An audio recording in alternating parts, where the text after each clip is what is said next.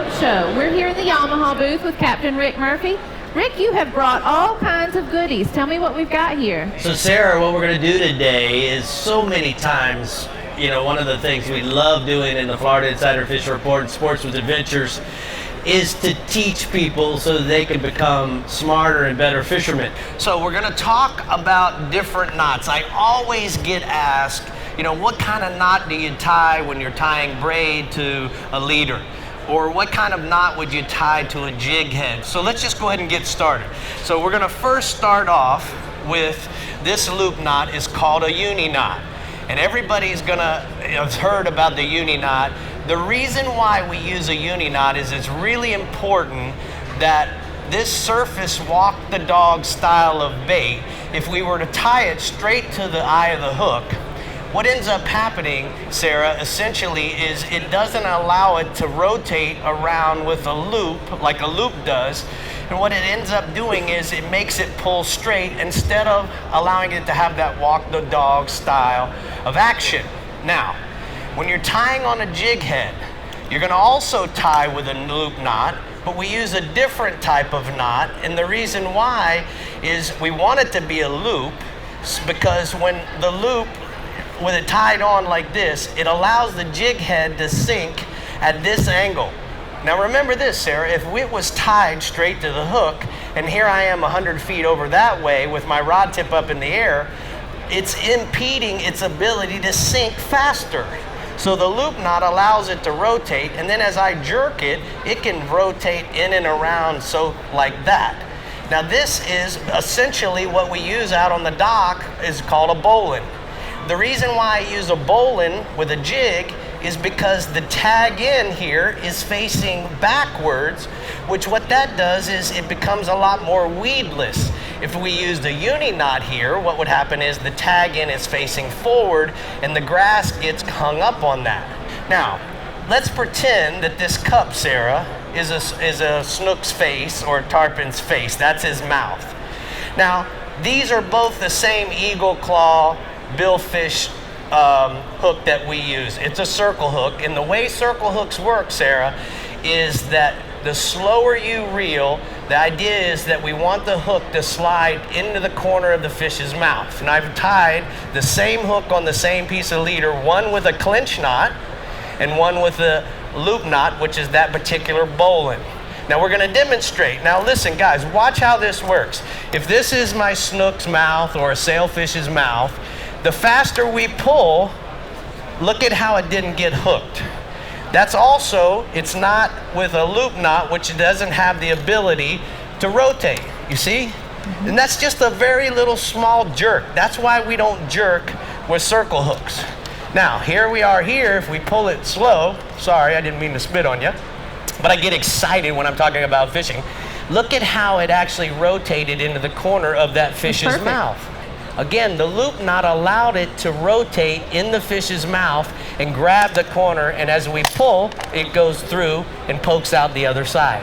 So remember, if you're using a circle hook, just simply pull. Look how it goes into the corner of the fish's mouth every single time. Now, we demonstrated the bowline, we demonstrated a uni knot, so we're going to pretend this is our hook. Pretty big one, I'd say. Pretty big. So what we're going to point out here is if we're going to make that knot, this is the one that we tied the jig head on with. It's really simple. We're just going to tie off here. So you we're going to go around here and go back through the loop, pulling this tight. There's the loop. You can trim that off. It's that easy, that quick, and that simple. Okay, show me how to do it. We're going to do it again. So it's really simple. All you do before you tie it on, remember this is our hook. So what we're going to do, first thing we're going to do is we're going to take an overhand knot and put in the loop. Okay. Now we're going to go into the eye of the hook. Now we're just going to take the tag in, guys, and go around the main line and come back through the loop. So simple. And then pull this tight. See how the tag in faces backwards? Yep. That becomes a lot more weedless, so when a weed hits it, see how it pushes it? Mm-hmm. That's the same loop that we're using on the jig head. That's the same loop we're using on the circle hook, so that again, the tag in is facing backwards so that if a weed hits up here on the line, now it has the ability To just slide off. Okay. All right. Now, a lot of times I get asked, hey, Captain Rick, how are we going to tie this leader onto our braid? So I took the liberty of getting 2 different color lines. And the reason why I wanted to do this is I wanted everybody to be able to see how we do this. So we're going to take, this is our braided line. We're going to take it and we're going to make it go along our leader. Got it? All we're going to simply do is we're going to make a loop. See that loop? Mm-hmm. Take the tag in, go around and through the loop and in and around the main line a few times. Now, the smaller the size braid, the more times you want to go through the loop. So I'm going to say if you guy that fishes 8-pound or 10-pound, you're going to want to go make a big enough loop and give yourself a long enough tag line to go through about 8 times. Okay. Then here's your big leader line. We're going to take it, it's paralleling along our line, make a loop against it. Okay, now what we're going to do is we're going to simply go through that loop and around the main line about half as many times as you did the smaller line. Because essentially what you want is you want these 2 to be about the same size once they're pulled tight.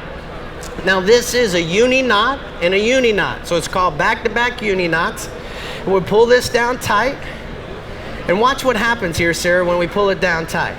So now, you see it's still lying a little loose. As we pull it up there, it's going to simply jam into itself. So you have 2 knots that are jamming into each other, and the harder you pull, the more they get tight. That is so smart. But then they don't break. So it's what this is called, ladies and gentlemen, it's called a back-to-back uni knot. So we tie a uni on this side with the smaller line onto your leader, and we tie a uni knot on this side of your braided line with your bigger, and you pull them down tight. Always remember this, Sarah.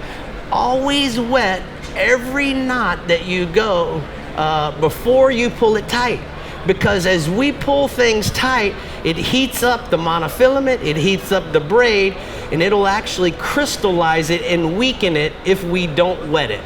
Okay. So always wet the knot before you pull it down tight. All right? Okay. Now, the other one that we talked about was this knot that was the uni knot on the lure. So we're going to show everybody how we would tie a simple uni knot on this hook. All right, so a uni knot is real simple, guys. Sarah, I'm going to let you hold my hook for me. All right, so here's my leader. We're going to go through, okay? And all we're going to do is we're going to make a loop, just like so. All right, now all we're going to do is make a secondary loop, and that loop, taking the tag in, is going to go through the tag in around the main line. This is our main line going to our rod and reel. And then we're just going to go through here like so. Got it? We're going to go as many times, 6, 7, 8, 9 times. This is essentially the way they used to make an old hangman's noose, you know, back in the days. So now all you're going to do, the cool part about a uni knot, if you tie it right, is it doesn't slide down. And if you find that it does slide down, all you got to do is make more loops the next time you tie it. You pull this tag in, wetting it, and then all of this cinches up to a nice, beautiful, clean knot. I'm not going to cinch it up tight, but what I would do is take out my pliers, wet this, pull it tight, and then my tag in will be up front, and this is a nice, beautiful, clean knot. And the key to this, the reason why I want that is because look at how it keeps my leader straight. And so many times if we have a different type of knot where the knot itself has a little kink in it, it does change the action of our lure or action of the way the bait swims off while we're live bait fishing. If you'd like to talk to Rick about tournament fishing, how to tie knots, or anything else, he'd be glad to talk to you, give you some good advice. Thank you so much and enjoy the show. All right. Thank you, Sarah. Thank you, Rick.